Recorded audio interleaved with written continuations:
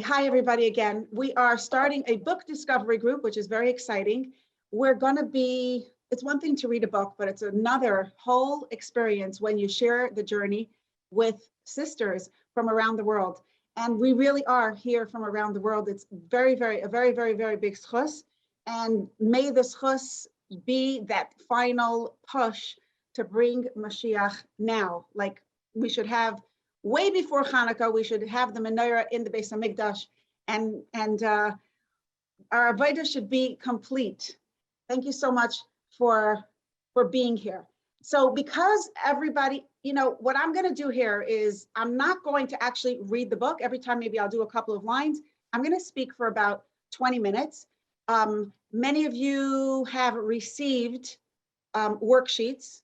For everyone who didn't, email to info@energizedliving.org. I am sorry, I'm not able to post it to the chat. If you didn't get it, email to info@energizedliving.org or WhatsApp to 718-576-0338, and we'll fill you in with it. But whoever registered before you got it. Okay, so since the book, Your Awesome Self, was published 2.5 years ago, it's hard to believe it's already 2.5 years. Baruch Hashem, we have had a lot of learning together. That's when I started, almost a year later, we started with Zoom. Once we went on to Zoom, that was like a very special thing. We started connecting also around the book. We did different kinds of workshops and a lot of different kinds of learning experiences. And the different workshops, I was trying to target aspects of the book that we didn't explore so fully.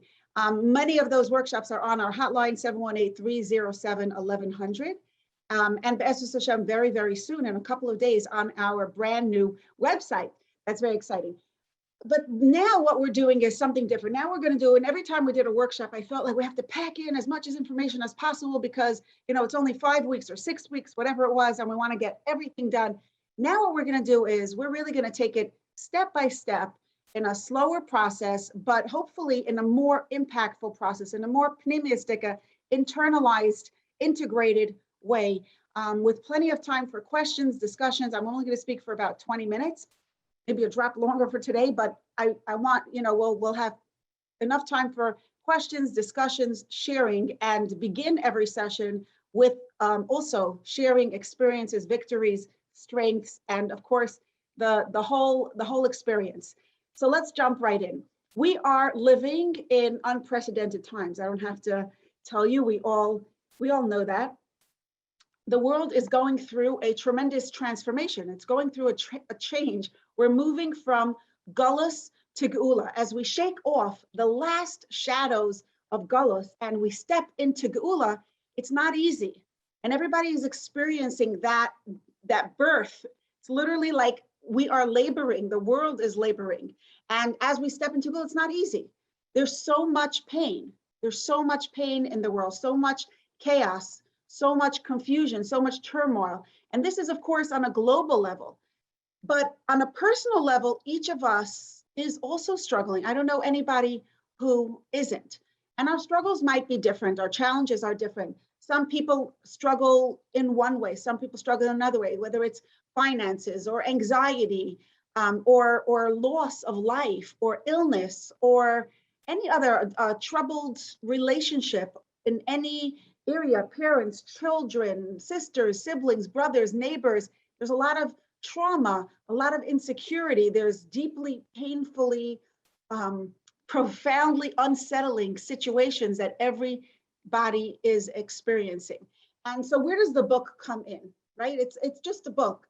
Where does it come in? How can the ideas that are in the book be helpful in the simplest, most fail-proof way? As we go through our days, what are the questions? I've heard different kinds of questions. People ask, what should I do about this particular situation? What should I tell this person who's being so obnoxious to me? What should I tell her or him? What should I do about my anxiety? What should I do about this choice? Where should I put my pain? How am I going to get through this day? Those are the kinds of questions. Now, I don't know who is listening right now, so I want to put this out there for everyone because there's for sure at least one person who is going through a real crisis. Somebody out, one of you, somebody who's listening, and I know all of us go through this at different times, so that's how I know somebody is going through a very serious crisis. And by crisis, I mean that it's an emergency situation that needs immediate intervention. And this group, what we're going to do here tonight is not going to offer, unfortunately, it's not going to be that immediate intervention. The book in general, it's not going to offer immediate crisis intervention. That's not what it's about. Because for that, you need personal one-on-one support and hand-holding and guidance. What this book is going to be is a step-by-step process that is going to strengthen our core self. Take everything that's in your life and upgrade it from the core, strengthening the foundation, and in that sense, impact everything and upgrade everything. Because as we grow inner strength, as we grow inner clarity, courage, inner peace, happiness, security, and awareness, our challenges don't change. They stay the same. The situations, the people around us, everything stays the same, but we are empowered to deal with the challenges in a whole different way. We look at our challenges, and instead of feeling small, instead of feeling helpless, instead of feeling stuck, we feel empowered. We feel capable of moving forward. We have the clarity to decide how we're going to move forward, and we trust ourselves. We are more comfortable asking for help. We're not embarrassed to ask for help. So nothing changes about our challenges, but everything changes about our ability to deal with those challenges and to move forward in our lives. And that's really all that matters, because we don't get to choose the challenges that we have.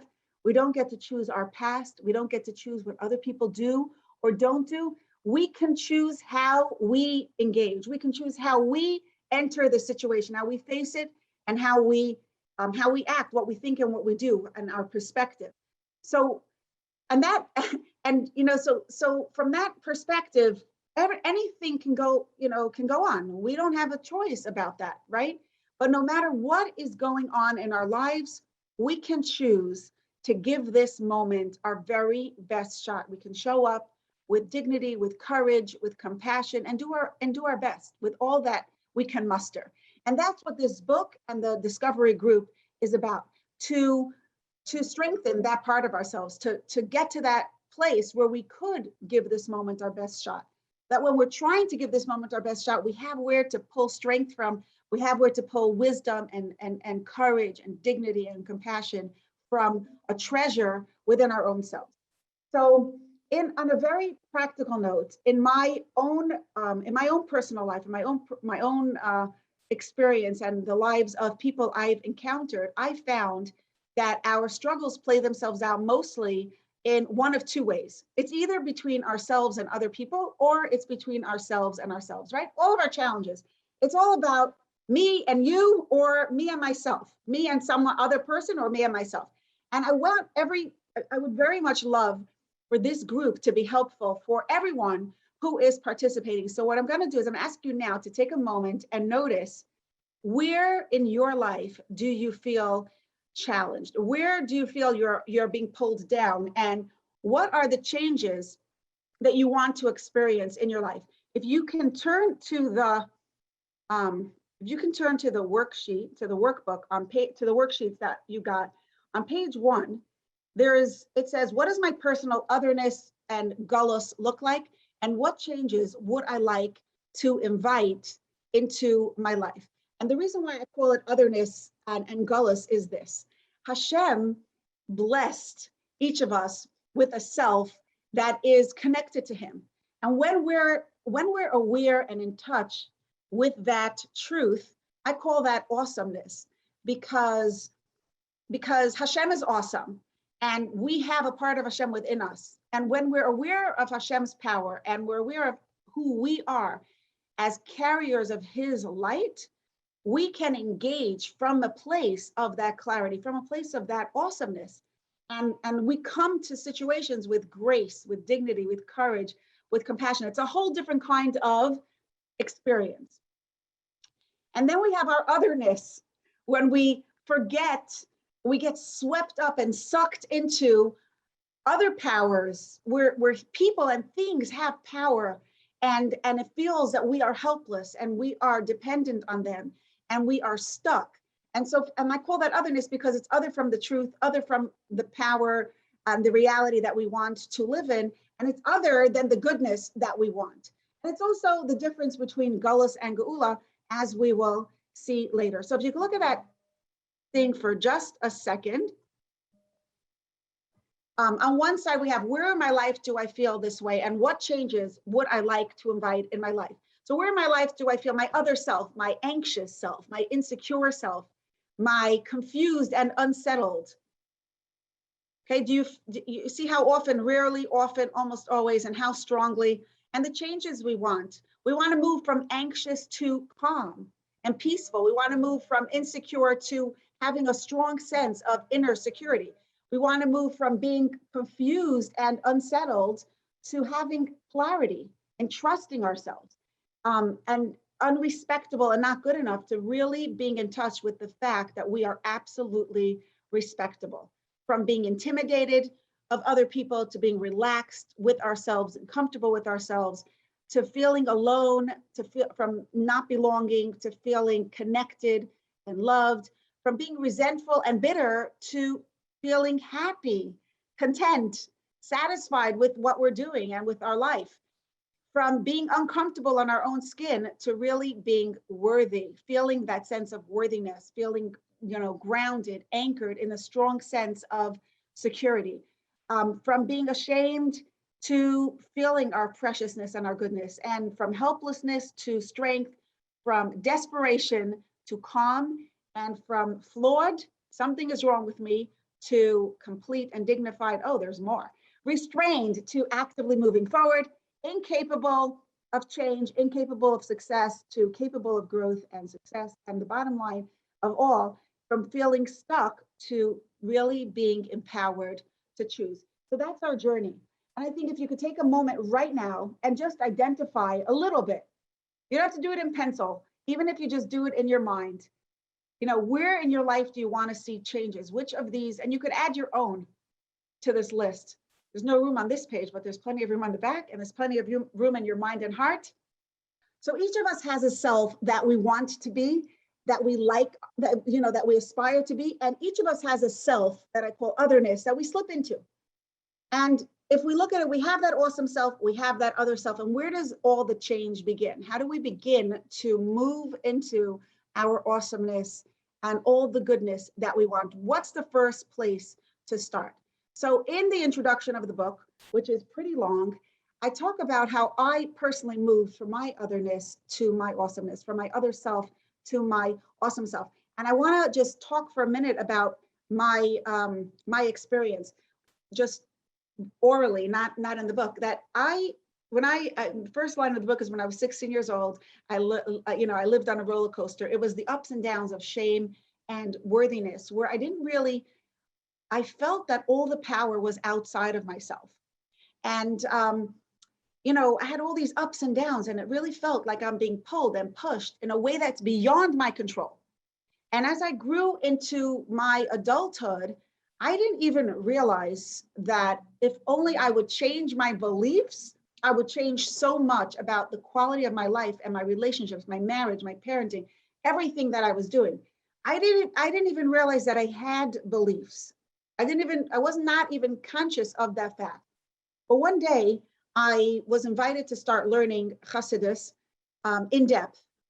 And that really was a turning point for me. There was no magic, but it was a kind of learning that I never had done before. It was really immersing my mind in just thinking about Hashem, becoming more aware of Hashem's presence, Hashem's reality in this world, and becoming more aware of the truth, the all-pervading, overarching, supreme truth of Hashem's reality. Because before that, if I had an idea in my mind, I knew about Hashem since I was born. I knew about the fact that I have an neshama since, at least since I'm in kindergarten, right? But until then, if I felt unworthy, if I felt like a loser, if I felt completely ashamed of who I am, if I felt not good enough, if I felt like I belonged, in bed with a pillow over my head in darkness and misery, I didn't think that that Hashem's truth had any relevance to my despair, to my hopelessness, to my darkness. It just didn't, I didn't connect the dots. I didn't make a connect. I didn't realize that Hashem's truth is relevant to this situation. And if I could let go of some beliefs that are contradicting the light of Hashem from entering my heart and my life, everything could change. So this learning kind of turned on the light of my awareness. And it was like putting on a pair of glasses, looking at the world through the lenses of the Baal HaTanya, where Hashem is the only operating truth. And when I walked away from that learning, I started looking at myself differently, looking at my children differently, looking at my husband differently, and noticing what was going on in my mind. So if I heard something playing in my mind, if I heard negativity, if I heard toxicity, if I heard, I have no choice, if I heard resentment, all of a sudden I'm like, hey, what's going on? What's going on? What are you saying? And it started a process of change. And I don't think that there's any magic in accomplishing that change, but I really believe, and I've seen this happen so many times since my personal shift. First of all, it's a journey. Like I still struggle. I still face darkness, and I still, struggle with it. But it's a whole different. We fall less deeply, and we get out quicker when we have tools. So I'm very excited about doing that and about this group. I want to read a little bit I'm going to read a little bit from page 29 of the book. Is it Geulah? She bumped into Geulah? It feels like the reason she got wet and muddy is because she bumped into somebody or somebody bumped into her. But the real reason she got wet and muddy was because she was holding a cup of muddy water. We are all holding something in our cups as we walk through life. Cup is a Yiddish word for head. We're all holding beliefs and ideas in our head. Some of them are refreshing, sparkling, fragrant, and some of them are muddy. Some of them pick us up and some of them pull us down. Whatever is in our cup, we will inevitably be faced with it. It will inevitably fall on us. If we believe we are respectable, life that we bump into will prove to us that we are respectable. And if we believe we are shameful, if we have muddy water in our cup, then the situations that we bump into will make us dirty and muddy with that muddy water. Whatever we believe about ourselves is like the water in our cup. Eventually, inevitably, we will bump into something that will make our cup spill and we will get wet from that cup. So whatever is in our cup is going to cause our emotions and directly influence the quality of our life. So page 2, what's in your cup? Let's take a moment to think about it. Take a highlighter or a pencil and underline what beliefs you identify with, okay? And they're each opposite. I have everything I need to do this day. I cannot do my life. I can respect myself even though I made a mistake. I cannot respect myself because ... one reason or another. I am okay even though I don't like that person's behavior. Or that person's behavior means that something is terribly wrong with me. Okay, criticism is helpful, criticism is mean. They're both opposites. Which one is in your cup? I am always respectable, or respect needs to be earned. I am good, I am not good enough. I am doing well, I am failing. Which ones of these are in your cup, or what other ideas are in your cup? Take a moment to think about it.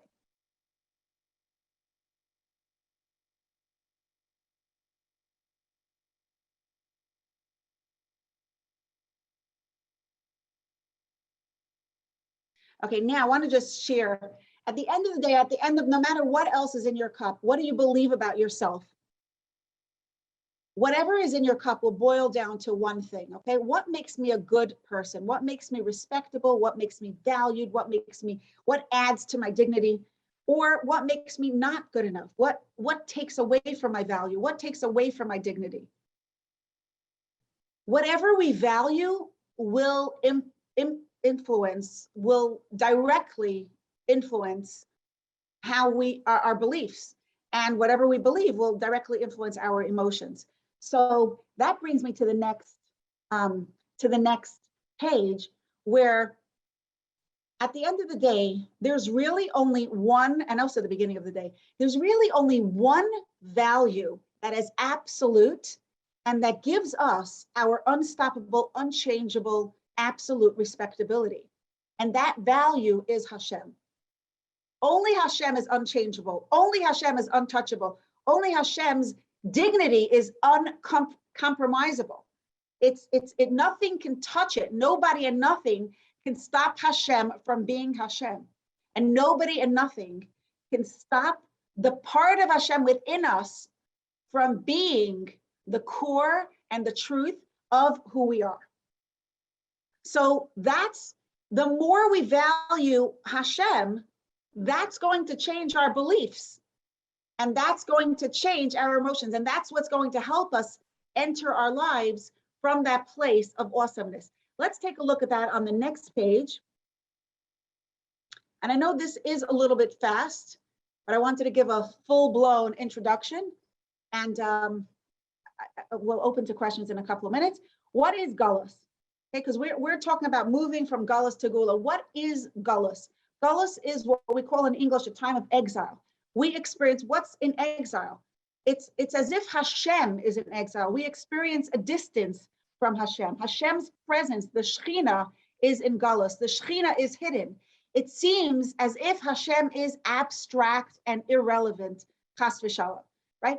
The spiritual loss, that's the ruchnius, the spiritual quality of Gullus. But this spiritual loss is ultimately the root cause of physical chaos and confusion in every part of our lives. And that's why we experience illness, wars, tragedies, and loss. And by contrast, what is Geulah?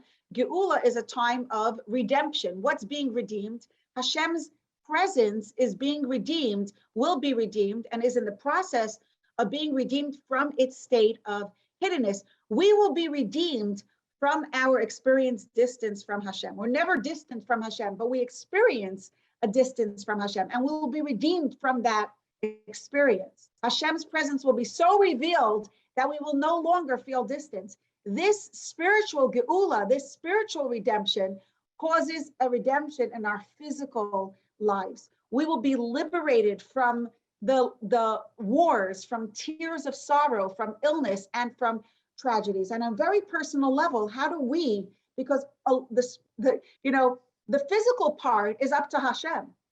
We need Hashem to put an end to the Gullus, the complete end to the Gullus. We need Hashem to bring us the miracles of Geulah. And yet, Hashem wants us to be part of the process. That's what we're here for, to pull aside the curtain that hides Hashem and step into that Geulah and step into that awesomeness. So the core difference between Gullus and Geulah is ruchnius. It's Hashem's hiddenness versus Hashem's revealed presence. So we get out of Gullus on a ruchnius level, on a spiritual level, by amplifying, magnifying, increasing our consciousness of Hashem's presence in our lives, demonstrating that Hashem is the Aleph, the master of the world, the master of the universe, and our true power. And when we do this in our relationships with other people, and in our relationship with ourselves, and in our relationship with everything that we encounter, every time we do this, we are doing what we can do to bring on the practical, physical goodness of the Geulah that we are all waiting for. We are wiping away the tears of the Jewish people throughout the world, of the entire world itself. And on the bottom of the page, a cute little, just a abbreviated version, the Geulah mindset is Hashem is my father and king. He is the only power. He loves me. He's taking care of me, and I am blessed. And by contrast, the Geulah, the Gullus mindset, the otherness mindset is Hashem is a nice idea, but let's get real.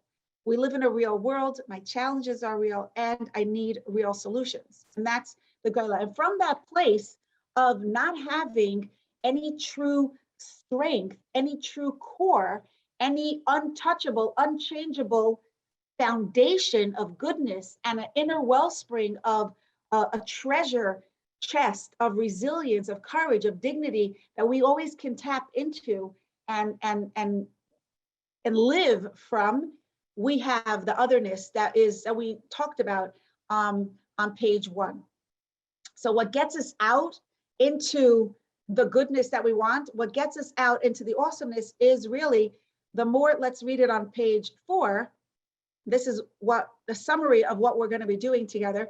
The more we value Hashem, the more we value the part of Hashem within our own selves. And as we increase our awareness of Hashem, we realize that Hashem's value is absolute, Hashem's respectability is unchangeable, and Hashem's power is unstoppable. There is no inch of reality, no inch of our lives, no inch of the world, no inch of any situation where Hashem is irrelevant. Hashem makes all the difference all the time.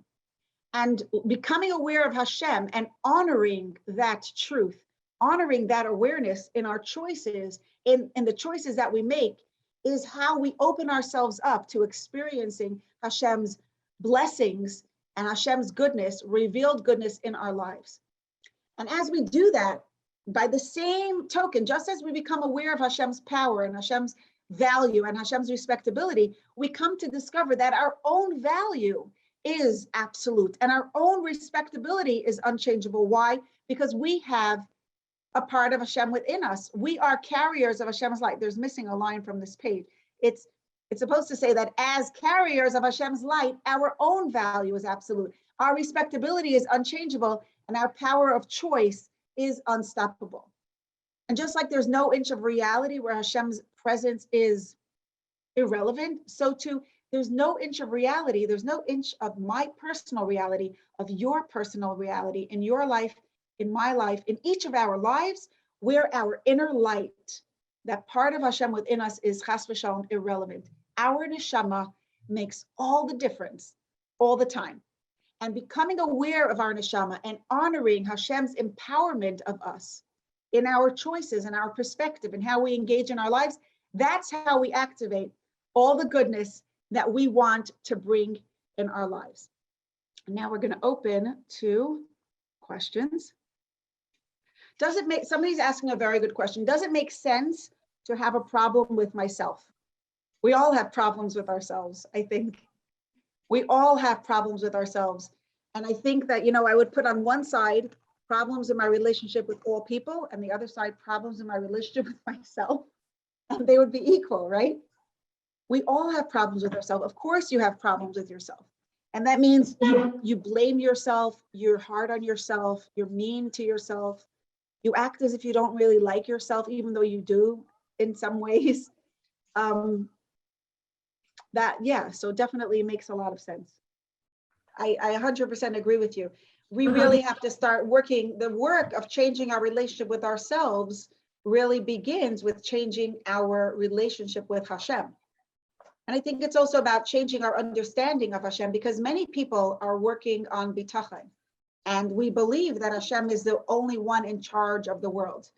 But maybe we don't realize that He empowers us, and all the goodness that we want in the world, that we believe about Hashem, really is a goodness that is extended into our, in other words, if Hashem is valuable, then the fact that I have a part of Hashem within me makes me valuable, right? And if Hashem is good, then I have a little bit of that goodness within me, which is bigger than anything else about me. So yeah, thank you very much for bringing that up. And it also means, we talked about it in the book, that for many people, Hashem has always been a punishing force, punishing fire, a negative, scary monster, a lion that's going to come to get you, chas v'shalom, a big fat stick that's going to, beat you up at the end of your life, chas v'shalom. And it's very, very important to relearn who Hashem is, and to regain perspective about, Hashem's truth. There are Yud Gimel Ikrei Emunah, right? And there is a concept of reward and punishment. And yet, the first and foremost, I always say this about Yud Gimel Ikra Emunah, because a lot of people, they focus a lot on the fact that there's punishment if you don't do good, right?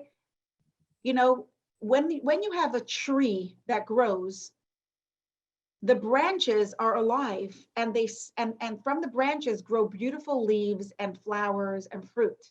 But when you take a branch off the tree, it will no longer grow fruit or flowers or leaves.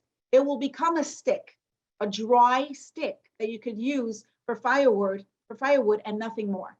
So the Yud Gimel Ikra Emunah, the foundation of it all is to know who Hashem is, to know who Hashem is, and to know that He is our personal power, to know that He's our Father and our King, and He loves us. Then, once you have that as your foundation, then we could talk about schar and einish. You could talk about reward and punishment in context of the love, in context of the relationship, the absolute chesed, the kindness, the goodness, the loving relationship that Hashem has with us. Then it comes in context. But many people just take the stick. They only take, oh, Hashem is a punishing fire. Hashem is scary. And without the love, it's a very scary God.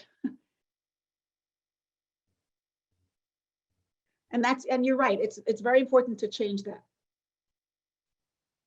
Okay, someone's writing, practically, I daven every day, I learn every day, I see Hashgacha Pratis everywhere, I see Hashem's hand in all my decisions, I have so much goodness from Hashem, but I am still struggling. I am older and still single and surrounded by families and siblings with children, and a world which values that greatly and focuses mostly on family. And I'm trying to find a meaningful place within that world. I hear your pain. This is very painful. This is very painful. I want you to get a group of, contact me privately, info@energizedliving.org. I mean, that's my secretary's email address, or Shterna@energizedliving.org is my personal email address. And maybe we could put together a group, because I know that there are so many single women out there who are so beautiful and have so much to give to the world and feel very alone and misunderstood and sidelined in a world that you so beautifully described. I still want to say this. I want to bring what you're saying in context, because there's no question.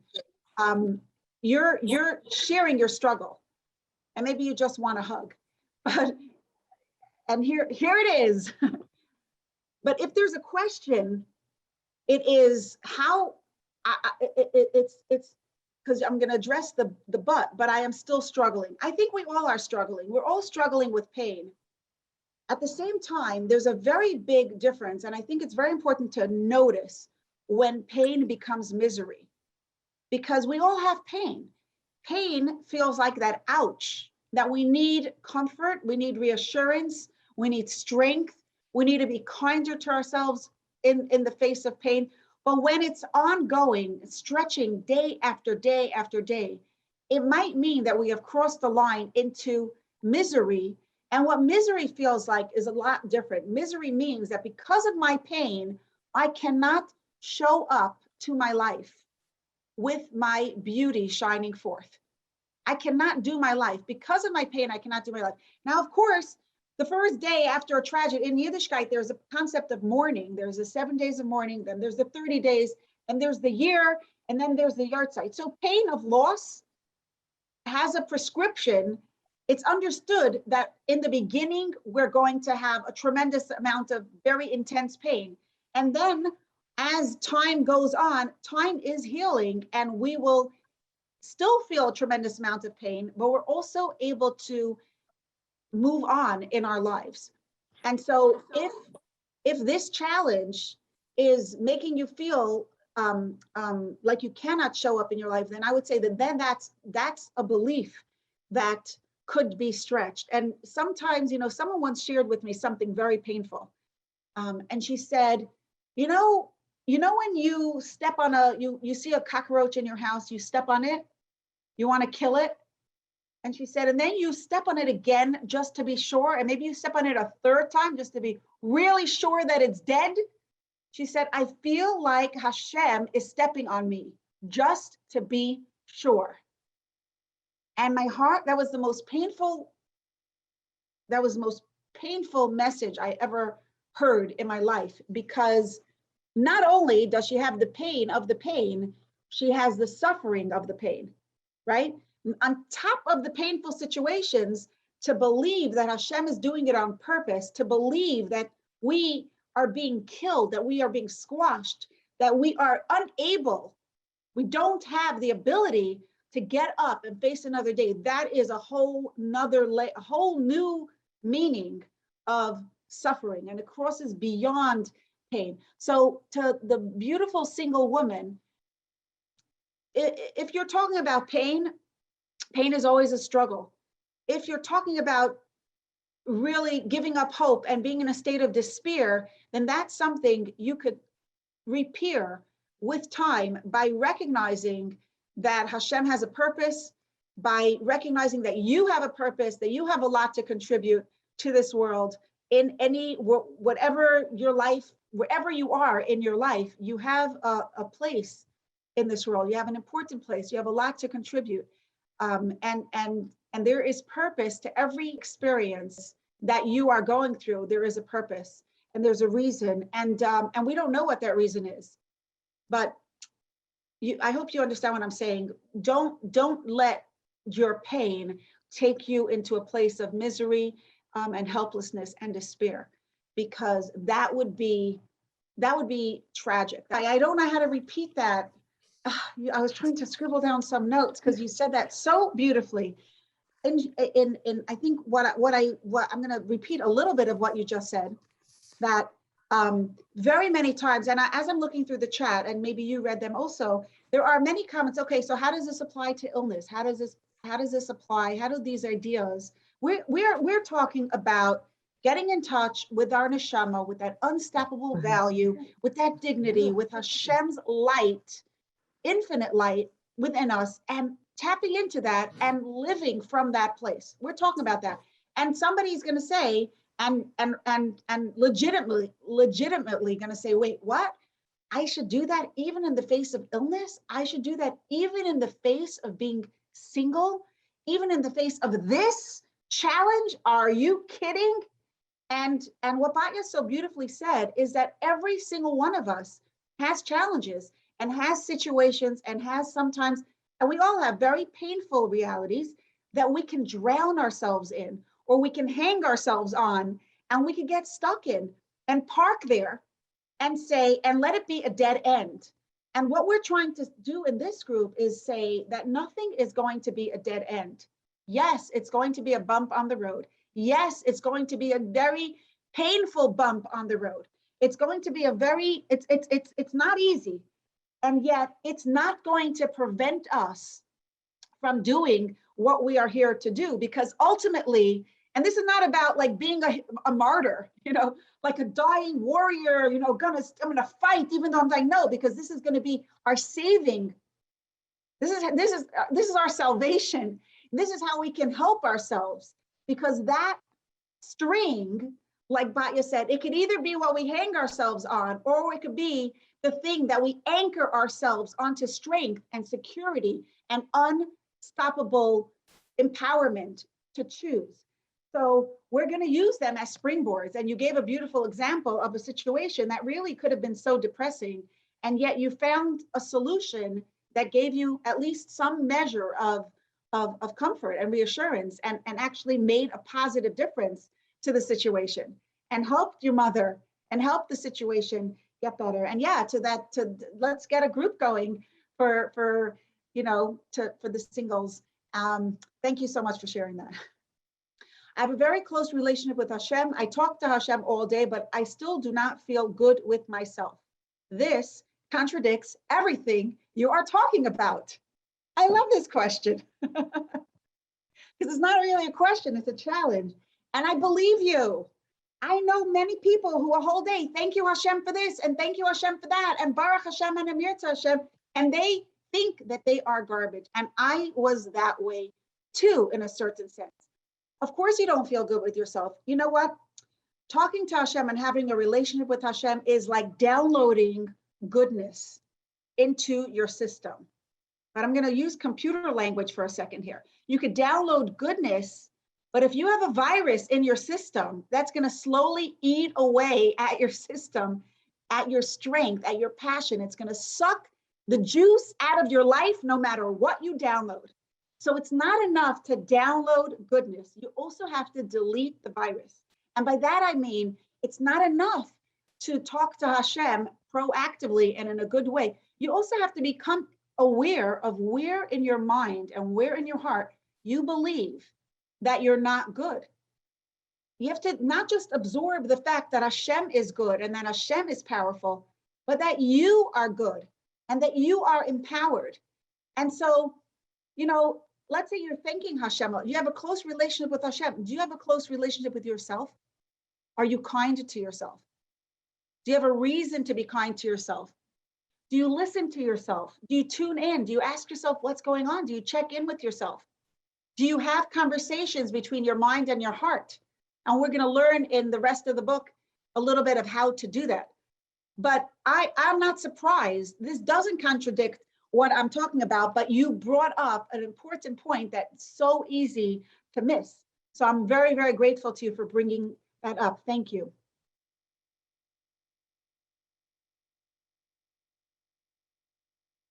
Okay, the person who is single is getting a lot of brachas, some of them privately, because they probably don't realize that it's a private message. Okay, what about the pain of going through mental illness? It eats you up even if you have a lot of help. My beliefs are so low and my self-esteem is so low, and I always feel like I am a failure. As much good as I am doing, I am not filled up inside. So here's the thing. Mental illness is a real challenge. And what I'm going to say is not a contradiction to the help that you are already getting. And I'm assuming you're getting good help. Here's what I want to add to that. And the Tanya talks a lot about bittul. In other words, a key to being a Beinani, which is a person who's aligned with Hashem, is bittul. And what is bittul? Bittul is a mentality that says, I am here in this world by Hashem, with Hashem, and for Hashem. Bittul means that if I have a thought in my mind that contradicts the glory, the power of Hashem, and the glory of my soul, that thought does not belong to me. And I think that at the root of mental illness in itself is not so much a problem as when we are attached and we identify with that mental illness. And I'm assuming I'm going to give mental illness a name. Let's say it's anxiety. Okay. Let's say it's OCD. Let's say it's a personality disorder. Okay. All of these illnesses are very much, and that's why it's called mental illness, because it very much originates and it's a battle that takes place in our minds, and it eats us up. And it's really it causes confusion and cloudiness and so much chaos. But the more we could externalize those beliefs, the more we could say, more we have this commitment that if it's not by Hashem, with Hashem, for Hashem, it doesn't belong to me. Okay, so there's a loud monkey chattering in my head. It's not me. Hashem gave it to me, and Hashem, the reason why Hashem gave me this challenge is so that I'm going to choose to in every place of that challenge, I need to decide that Hashem's truth is going to be bigger than that idea. Hashem's truth is going to be louder than the noise. I'm going to surrender to Hashem. I'm going to submit to Hashem's truth, and with that, I will never surrender to the mental illness. It will not belong to me, even though it visits me. I won't identify with it. And I think that, I understand why somebody would feel low self-esteem, but here's the thing: if we get to, if having a struggle, if we are self-made, then if we did a bad job making ourselves, then we should be ashamed of ourselves. But if Hashem made us and he made me with this struggle, then it's not my business. I don't get to choose what struggles I have. We all have an ideal version of who I am supposed to be, and that's really our ego. It's got nothing to do with Hashem's truth of who we actually are. And I don't mean the soul of who we are. I mean the playing pieces on our board game. I don't get to choose if I have a mental illness or not. I don't get to choose if I have a mood disorder or OCD or anxiety or depression. I don't get to choose that. What I do get to choose is how I'm going to look at that, how I'm going to deal with that, and how I'm going to look at myself with that in the context of that. And the opposite of bittul is ego. Ego says, I am here by myself, with myself, for myself, and I should have done a better job creating myself. I'm an idiot. I'm low for having mental illness because, after all, if I wouldn't have it, if I wouldn't have made myself this way, I wouldn't have it, right? So really this, if we recognize that everything comes from Hashem and we surrender to his plan or submit to his plan, we don't have to, there's really no shame in any struggle because we didn't create the struggle.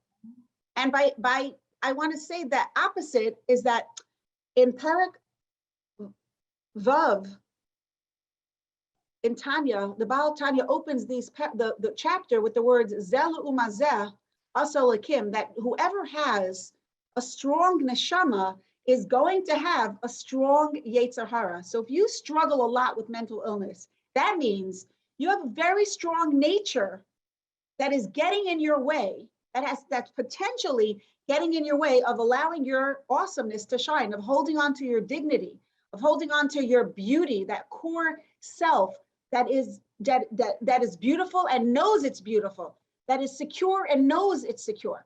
You have a big challenge on the other end, and that's an indicator that you have a beautiful soul, a powerful soul. Because if you have a powerful opposition, you have a very, very powerful soul. And every moment of challenge is really an opportunity to create, to invite so much light into this world, so much Geulah into this world by overcoming that challenge, even if you do it for just 1 minute.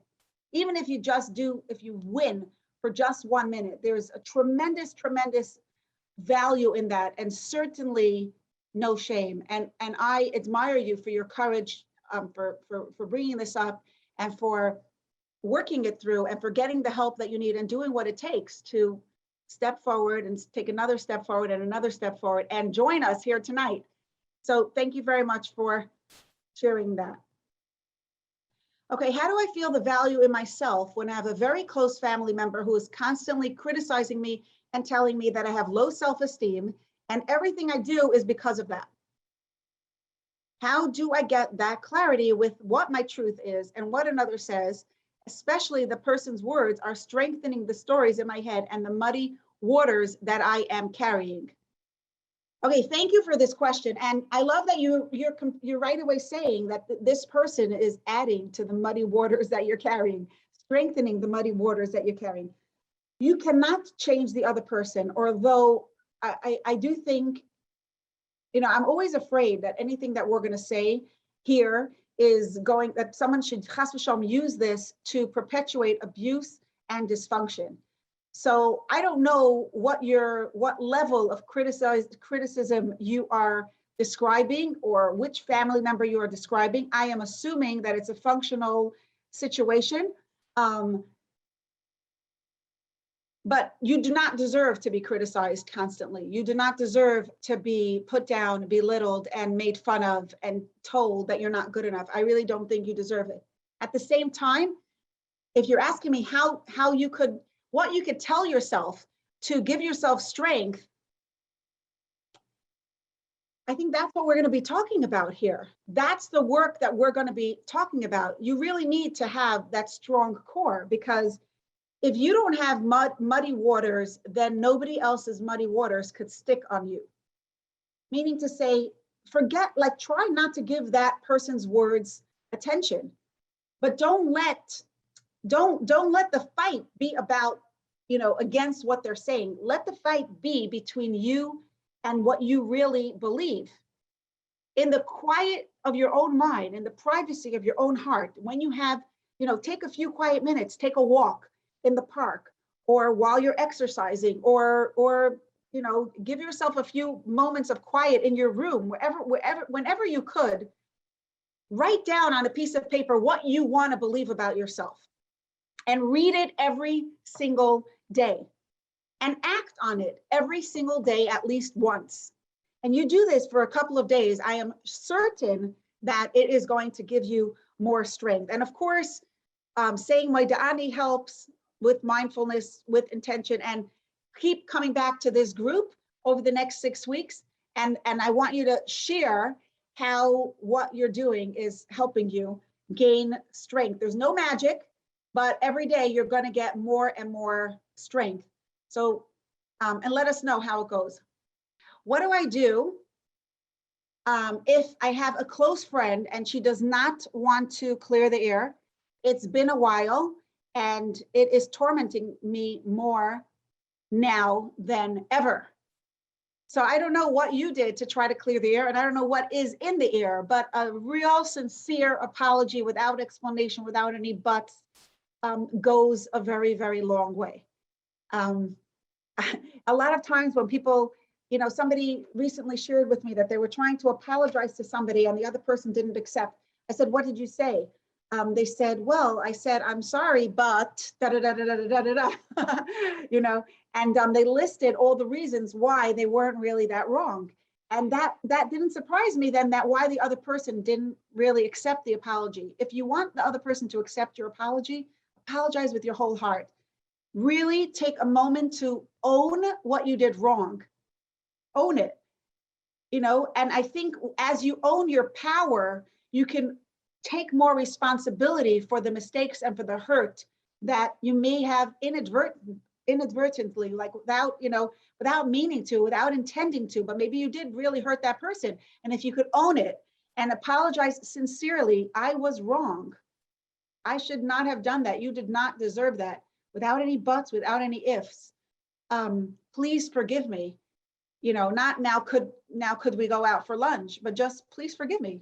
That is, I think, a wholehearted, sincere apology that has a lot more chances of being accepted than when it comes with explanations and when it comes with requests. Okay. I'm going to stop because I feel like if I want you all to join next week, we're going to stop on time and not let this go on for a very long time. For homework, I want to encourage you to go through those worksheets on your own. Print out, if you don't print out the whole thing, print out the last page. The more we value Hashem, the more we value the part of Hashem within our own selves, and maybe make that personal. The more I want to value Hashem, I will work on valuing. How are you going to work on valuing Hashem? Every single day. It might be thinking about Hashem's greatness. It might be davening. It might be saying a bracha, shakol niya bidvarei, or shakol niya bidvarei, whichever nusach is yours. Stopping by the door to kiss the mezuzah. Start working on valuing Hashem's power in this world. And the more we value Hashem, the more we value the part of Hashem within our own selves. And as we increase our awareness of Hashem's goodness, we will discover that as carriers of Hashem's light, we are good in an unstoppable way, in an unchangeable way, in an infinite, limitless, empowering way. And Amir Hashem, next week, we're going to start with the first of the principle number 1, the first of the 12 psukim, aligning our beliefs with Hashem's reality. And I'm really looking forward to that. If you have questions in between, send them to info@energizedliving. No, I'm sorry. Shterna at Energized Living, and please put book group or discovery group in the subject line so that I will be able to reference them. And if I could look at them before the group, that will help me prepare properly. And thank you again for joining.